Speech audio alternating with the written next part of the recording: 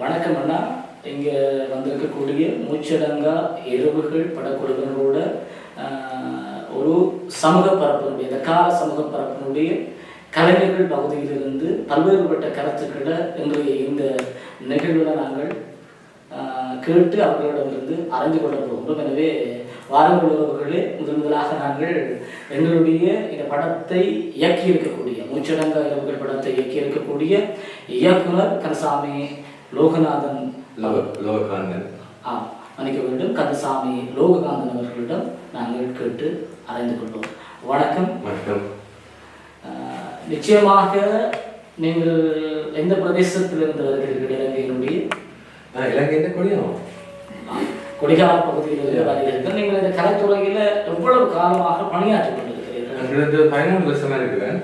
எனது முதல் திரைப்படம் வந்து ஜாலி திரைப்படம் 2015. அதுக்கு பிறகு நீண்ட ஒரு 10 வருஷ கலையின் பிறகு இந்த படத்தை நான் இயங்கியிருக்கிறேன். 2வது திரைப்படம். உங்களுடைய பணிகள், அதாவது இந்த கலைத்துறை சார்ந்த பணிகள், அதை இயக்குனர் பகுதியில் நீங்கள் ஆற்றிய பணிகள் எங்களுடைய தற்கால சமூகத்தினுடைய அல்லது ஈழப்பரப்பினுடைய இஸ்திரத்தை பேணுகின்ற வகையில் அமைந்ததா அல்லது பேணுகின்ற வகையில் அமையாமல் ஒட்டுமொத்த சினிமா துறையையும் கொண்டு செல்லுகின்ற பணிகள் அமைந்திருக்கிறதா? இல்லை, 100% சொல்ல முடியாது. சினிமாவில் வந்துட்டு அந்த கொமர்சியல் ஒரு விஷயம் இருக்குது. அதை நான் கொஞ்சம் ஒரு விப்டி கொமர்சியல் எனக்கு ஐடியா இருக்கு. எனக்கு என்ன சொன்னால், இந்த படங்கள் வந்து வியாபார ரீதியாக போக வேண்டும். இப்போ அதாவது வந்து முதல் திரைப்படத்தில் பக்கா கொமர்சியலில் செஞ்சேன்னா, இதில் வந்து சமூகத்துக்கான ஒரு லீனியர் படமாக தான் பண்ணியிருக்கிறேன். அப்படின்னு சொன்னால் தற்கால பிறழ்வுகள் அப்படின்னு சொன்னால், ஒரு 10 வருஷத்துக்கு முன்னே பார்த்தீங்கன்னு சொன்னால் வீட்டில் ஒரு சிசிடிவி கேமரா இருக்கும், அப்பா மாமா இருந்தது. அதுல போய் நான் போயிடுச்சு, கேமரா போனது தான்.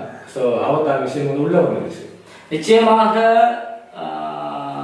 இயக்குனர் அவர்களுடைய படத்தினை பார்க்கின்ற பொழுது இந்திய சினிமா துறையில் இருக்கக்கூடிய சினிமா பிரியர்களுடைய மோகத்தை தீர்க்கின்ற வகையில் இந்த இட சினிமாவும் அமைந்திருக்குமா அல்லது உங்களுடைய இயக்குதலும் அமைந்திருக்குமா? இந்த இந்திய சினிமா மாதிரி இருக்காது. ஏன்னு சொன்னா கிழமைக்கு நாள் ரிலீஸ் ஆகுது. அதை நாங்கள் செய்ய வேண்டிய தேவையில்லை. அவங்களோட டெக்னாலஜிக்கும் அவங்களுடைய கலருக்கு நாங்கள் போராட வேண்டிய தேவையும் இல்லை. ஏன்னு சொன்னா அவங்களே இப்போ வந்து நிறைய தேர்வு செய்ய தொடங்கிட்டாங்க.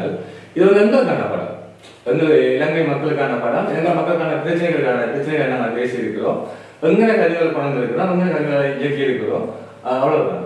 நீங்கள் குறிப்பிடுவதை வைத்து பார்க்கின்ற பொழுது எங்களுடைய கதைகளை நாங்களே உருவாக்க வேண்டும், எங்களுடைய கலைஞர்களை நாங்களே கொண்டு சேர்க்க வேண்டும், எங்களுடைய கதைகளை ரசிக்கின்ற ரசிகர்களை நாங்களே உருவாக்க வேண்டும், நாங்களே தனித்துவமாக எங்களுடைய சினிமா துறை வளர்த்தெடுக்க வேண்டும் என்கின்ற கோணத்திலே இருக்குது. அப்படியா? ரசிகர்கள் உருவாகிவிட்டார்கள். ரசிகர்களுக்கு பசியாற்றிய படப்பாளிகளா இன்னும் உருவாகவில்லை.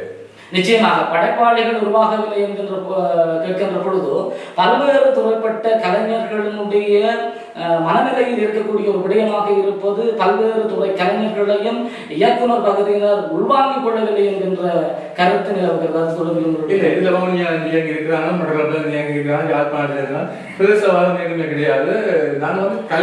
கலைஞர்கள் தான் பார்க்கிறேன். நிச்சயமாக உங்களுடைய கோரிக்கை அப்படியாக இருக்கின்ற பொழுதும் அந்த இங்கே இருக்கக்கூடிய பினான்சியல் பிரச்சனையாக இருக்கலாம், அல்லது வந்து உங்களுடைய படக்குழுவினருடைய பிரச்சனைகளாக இருக்கலாம். ஆனால் படக்குழுவினர்கள் எல்லோரும் திரும்ப ஒரு கூட்டு குழுவினரை வைத்துக் கொண்டு தொடர்ச்சியாக படங்களை உருவாக்குகிறார்கள் எங்களுடைய ஈழ இயக்குநர்கள் என்கிற கேள்வி இருக்கிறது. அது உண்மைதான். என்ன சொல்ற, நாங்கள் ஒரு அலைக்கோண்டு பிடிக்கும் போது முதலாவது கிடைக்கிற வந்து ஆக்டிவ்ல இருக்க ஆர்டிஸ்ட் தான் வர்றாங்க. படம் பாதியில ஷூட்டிங் நேற்று நான் ஓடியன்ஸ் இந்த இன்விடேஷன் வெளியில போடும்போது தான் அந்த நடிகை சாஸ்திரிக்கு மனவர் நிறைய பேர் அந்த பாட்டு இல்லாம இந்த மாதிரி கேட்கிறாங்க, எனக்கு ஒரு ஷார்ட் பாட்டு தெரிவிக்கிறாங்க. இது வந்து இப்ப நாங்கள் ஆரம்பிக்கும் போது அது கிடைக்கல எங்களுக்கு. நிச்சயமாக இங்க இருக்கக்கூடிய பிரச்சனை கலைஞர்கள், நீண்ட பெரும் கலைஞர்கள் இருக்கின்ற பொழுதும் நீண்ட பெரும் கலைஞர்களுக்கும் உங்களுடைய படம் இயக்குனர் பகுதியில் இருக்கக்கூடிய செய்யப்படுகின்ற இந்த செயற்பாடுகள், துறை சார்ந்த செயற்பாடுகள், கலைத்துறை செயற்பாடுகள் முற்றுமுழுதாக தரம் வாய்ந்த அல்லது வந்து கலைத்துறையில் பணியாற்ற விரும்புகின்ற கலைஞர்களிடம் உங்களுடைய கோரிக்கைகள் சென்றடைவதை நீங்கள் உறுதிப்படுத்தக்கூடியதாக இருக்கிறதா? இல்லை, நிச்சயமாக இல்லை. அதுதான் விடயமாக இருக்கிறது. நீங்களும் ஒன்றை புரிந்து கொள்ள வேண்டும். எங்களுடைய கலைஞர்கள் கீழ்மட்ட பகுதியிலே இருக்கிறார். கீழ்மட்ட பகுதி என்று நான் சொல்வது பரந்துபட்ட சூழலில் இருக்கக்கூடிய கிராமப்புறங்களில் இருக்கக்கூடிய பலதரப்பட்ட கலைஞர்கள் இருக்கிறார்கள். குறிப்பாக இங்கே இந்தியாவில் சென்று பாடக்கூடிய தகமை உள்ள கலைஞர்கள் பலர் இருக்கிறார்கள். அப்படி இருக்கின்ற கலைஞர்கள் உண்மையில் தேர்ந்தெடுக்கப்பட்ட ஒரு நிகழ்ச்சியில் போகின்ற பொழுதுதான் வெளியிலே வரக்கூடியதாக இருக்கிறது. ஆக எங்களுடைய சினிமா பகுதியை நாங்கள் வளர்த்தெடுக்கின்ற அந்த கோணத்திலே கிராம பகுதிகளில் இருக்கக்கூடிய கலைஞர்களை நாங்கள் உருவாக்கி கொண்டு நகர்வது சிறப்புடையதாக இருக்கும் அல்லவா? எப்படி என்று சொன்னா இந்த ஷூட்டிங்களுக்கு போகும்போது தான் ஒரு லொகேஷன்ல போயிட்டு ஒரு வீடு தங்கும் போது தம்பி அந்த வீட்டில் அவன் அப்படி செய்வான் இப்படி செய்வான்னு சொல்றாங்க.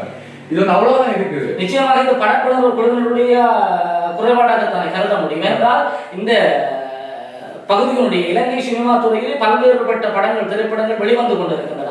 ஆனால் மீண்டும் மீண்டும் பார்க்கின்ற பொழுது ஒரு தரப்பட்ட இசையமைப்பாளர்களும் ஒரு தரப்பட்ட பாடல்களும் ஒரு தரப்பட்ட கலைஞர்களுமே தொடர்ச்சியாக பங்காற்றி கொண்டிருக்கிறார்கள். ஏன் வெளியிலிருந்து பங்காற்றுகின்ற கலைஞர்கள் உருவாக்கப்படுகிறார்கள்? அதுல உள்ள பிரச்சனை வந்து எப்படின்னு சொன்னா இப்ப டிக்டாக் அந்த சோசியல் மீடியாக்கள் வந்து ஒரு தனியாக இனங்கான்றோம் பிரமசாலிய நாங்க அவங்க தொடர்புக்கு போறோம், மெசேஜ் பண்றோம். ஆனா அவங்க ரெஸ்பான்ஸ் பண்றது இல்லை. ரொம்ப ரெஸ்பான்ஸ் பண்றது இல்லை. நான் பேசுறேன் அப்படி ரெஸ்பான்ஸ் பண்றதுன்னு சொன்னா அவங்களுக்கு வந்து நாங்க வந்து தெரியல என்ன தெரியல அப்படின்னு சொன்னா நாங்க ஒரு ஸ்டார் வேல்யூ இல்லாத இப்ப நான் ஒரு எக்ஸாம்பிள் ஒரு ஸ்டார் வச்சு படம் பண்றேன்னு சொன்னா டக்குனு எல்லாம் ஓடி வர்றாங்க.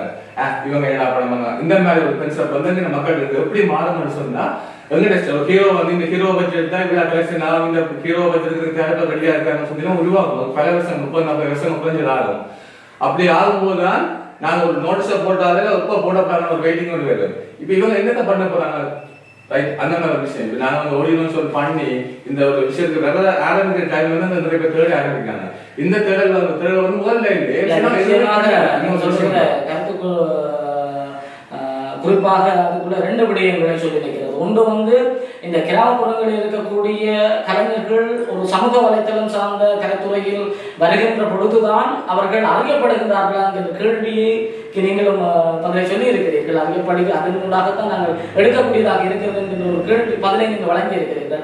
அப்ப அண்மையில் நடந்த இந்த சமூக ஊடகங்கள் தொடர்பிலே வெளியில வருகிற பொழுது உண்மையிலே டிக்டாக்காக இருக்கலாம் அல்லது ஒவ்வொருபட்ட சமூக ஊடகங்கள் தன்னுடைய கலைத்துறையை வெளிப்படுத்துகின்ற என்ற நோக்கிலே வருகிறவர்களுடைய தவறான பிம்பங்களையும் நாங்கள் பார்க்கக்கூடியதாக இருக்கிறது. அண்மையில் பல்வேறுபட்ட கலைஞர்கள் குறிப்பாக கைது செய்யப்பட்ட வரலாறுகளையும் நாங்கள் பார்க்கிறோம். ஆக இப்படி வந்து அவர்கள் எங்களுடைய சமூகத்தினுடைய விழுமியங்களை பேணாத வகையிலே அவர்கள் சில கலைத்துறையிலே தங்களை அறிமுகப்படுத்துவதற்காக வருகின்ற பொழுதுதான் படக்குழுவினரும் அவர்களை தேடி அணுகிறார்களா என்ற கேள்வி இருக்கிறது அல்லவா? இங்கே கலைஞர்கள் தேர்வு செய்யும் போது 2 விஷயமா தேர்வு செய்வாங்க. ஒன்று அப்படி நான் சொல்லுவேன். ஒன்று வந்து ஒரு பப்ளிசிட்டி ஆனால் ஜெயிலுக்கு போயிட்டு இருந்தாலும் பரவாயில்ல, அவருக்கு ஒரு 2000 லைக் விடுதா, 4000 கமெண்ட்ஸ் விடுதா, இதைத்தான் பார்ப்பாங்க. இதை பார்த்துட்டு இவரை இந்த படத்தில் வச்சுட்டா இந்த படத்தை கொஞ்சம் ஃபேமஸாக ஓடுமென்னு சொல்லி அந்த மாதிரி விஷயங்கள் தான் கூடுதல் கலைஞர்கள் பார்க்குறது, திறமையாக பார்க்குறது. இந்த திரைப்படத்தை பொறுத்த வரைக்கும் நான் அந்த விஷயத்த முதல்ல ப்ரொடியூசருக்கு சொல்லிட்டு அதை அவாய்ட் பண்ணுங்க, எங்க ஆர்டிஸ்ட் இன்னொரு இருக்கிற கலைஞர்களுக்கு கொண்டு வருவோம். அவங்களுக்கு வந்து நாங்கள் ஃபேமஸ் ஆகும், நாங்கள் ஃபேமஸ் ஆகாட்டி அவங்கள ஃபேமஸ் ஆகி நாங்கள் கொண்டு போவோம். ஏன்னு சொன்னா இந்த ஒரு படம் பண்றோம், அதாவது ஒரு 4 பேர் கேமரா இருக்கணும் ஒரு விஷயத்தால. இதுல வந்து ஹீரோ வந்து இவர் தகுந்த அடுத்த கலைஞர்கள புரியுது.